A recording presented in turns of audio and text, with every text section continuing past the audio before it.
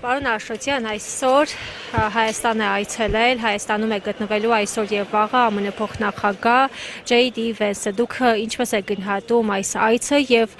Նիկոլ Փաշինյանի հետ հանդիպումից ինչ ակնկալիքներ ունեք։ Ապրում ենք մի իրավիճակում, որտեղ որևէ լավ ակնկալիք ունենալ Հայաստանը ներկայացնող այս վարչախմբի պարագլուխներից չեն կարող, այսինքն լավ ակնկալիք բովանդակային օրակարգային առումով լինել չի կարող։ Ճիշտ հակառակը Նիկոլ Փաշինյանի պաշտոնավարումը,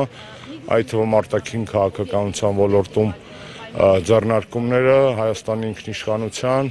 ապագայի անվտանգության նոր սպառնալիքներ են ստեղծում, ինչի մասին քանիցս ասել եմ։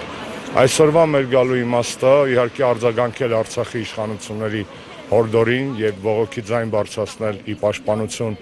Բաքվի բանտերում նստած մեր հայ ռազմագերիներին, Արցախի ռազմաքաղաքական ղեկավարության, Հայաստանում քաղաքբանտարկյալների առկայության, հայ առաքելական եկեղեցու դեմ իշխանությունների կողմից հանձնազերծված արշավի հետ կապված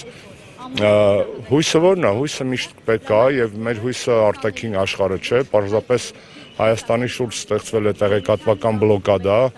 Հայաստանը ներկայացնող մարդիկ հայ ժողովրդի ձայնը եւ կարծիքը չեն ներկայացնում եւ թեկուզ այսպիսի ձեռնարկումներով մենք փորձում ենք ճեղքել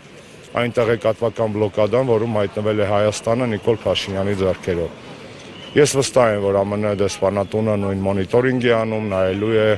իմանալու են, այսինքն այնպես չի, որ եթե այդ պահին Վենսի հայացքը աչքով չբռնացրեցինք, ուրեմն ակցիան չի ստացվելու, ակցիան ստացվելու է։ Հանգիստ նստել տանը հնարավոր չէ,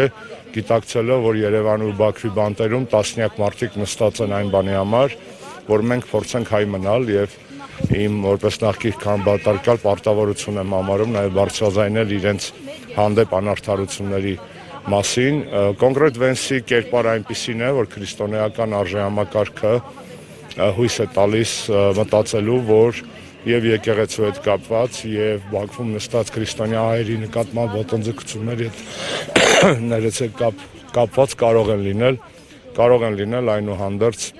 եթե ոչ դրական տեղաշարժ լուծումների տեսքով, ապա դրական տեղաշարժ այս տեղեկատվական բլոկադան Հայաստանի եւ հայ ժողովրդի շուրջ ճեղքելու համար։ Շնորհակալ եմ։ Պարոն Աշոտյան, մեկ հարց է,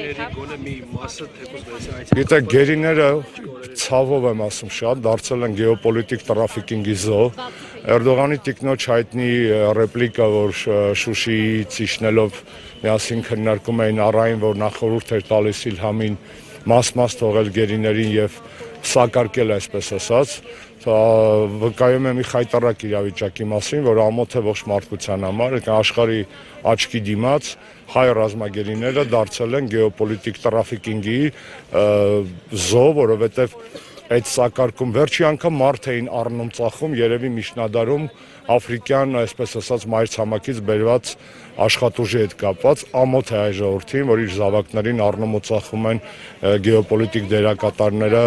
իրենց շահերից ելնելով եւ դա անում է Նիկոլն ու Իլհամ Ալիևը միասին։ Պարոն Աշոտյան, մեկ հարց է։